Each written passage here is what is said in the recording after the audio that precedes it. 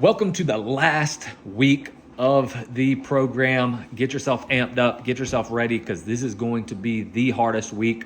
You may be feeling it. You might be feeling sore. You might be feeling beat up as you get into the fourth week of the program. If you're not, great. If you're still getting stronger, you're still improving in your fitness, and you're not beat up and you're not sore, keep doing it. Keep doing the program over and over and over until you plateau, until you're not getting stronger, until you're not improving in your fitness. So with that being said, this is the week to really push through, really go hard.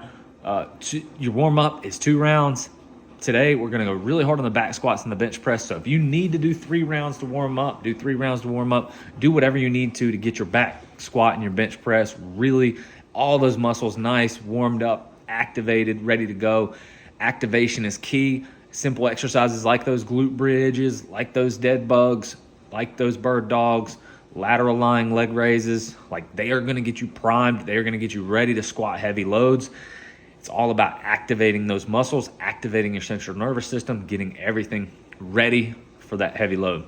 So back squats, 5x2. Last week we had 4x3. Now you're going 5 sets of 2 reps. Needs to be hard, needs to be challenging all the way across, all 5 sets. Really, really tough. 5 seconds down, 5 seconds in the bottom. Heaviest load you can do with good form. Now, good form is always king. So when if I ever program for you a 5 rep max, it always means your 5 rep max with good form. Of course, you could do more weight if you use bad form, but we want to keep you safe. We want to keep you healthy. You want to do this for a really long time. And so, keep that form good. So 5 sets of 2 that are really, really challenging, but with good form. Supersetting that with 2 pull-up negatives every set. So you're going to do 5 sets of 2 pull-up negatives, trying to beat your time from last week on those pull-up negatives, or increasing your weight. If you're somebody that's doing weighted pull-up negatives, you could increase your weight from week to week to week on these. But you need to be increasing and progressing something, either time or weight, right? We are increasing the sets, so they're going to be really difficult this week on those pull-up negatives, but hang in there.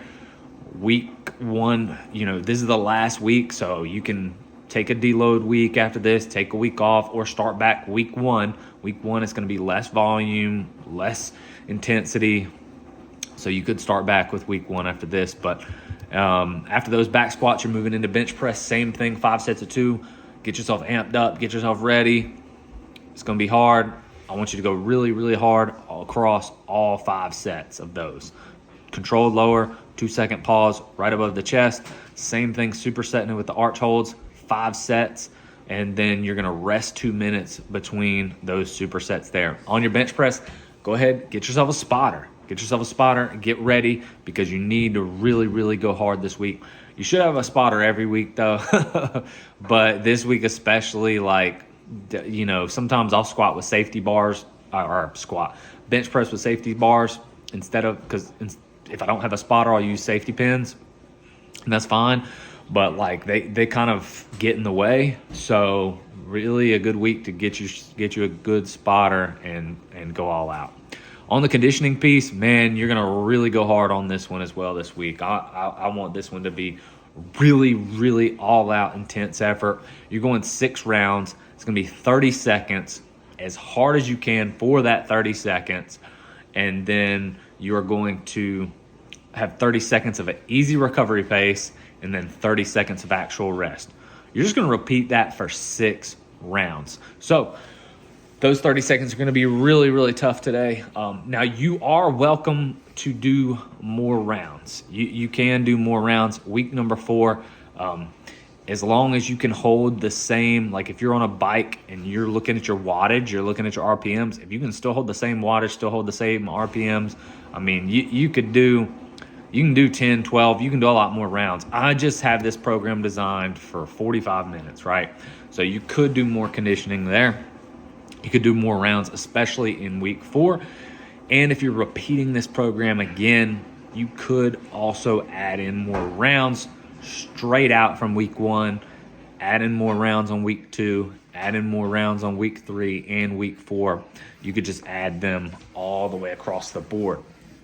Another quick tip, if you are going into doing this program again, okay, if you're doing this program again, you can record your wattage on the machine that you do each week on week 1, day 1, okay? Record your wattage, record your RPMs, look at the erg that you're using, whether that be a rower or a bike, or if you have to run, I prefer you not to run, but if you have to run on the treadmill, and then try to stick to the same machine on week 1 or on day 1 of every single week. Look at your wattage. Like, obviously you're not going to be able to hold the same wattage for 30 seconds as you could for 10 seconds. But look at that wattage, and then as you go through the program, each time you go through the program, try to increase that wattage.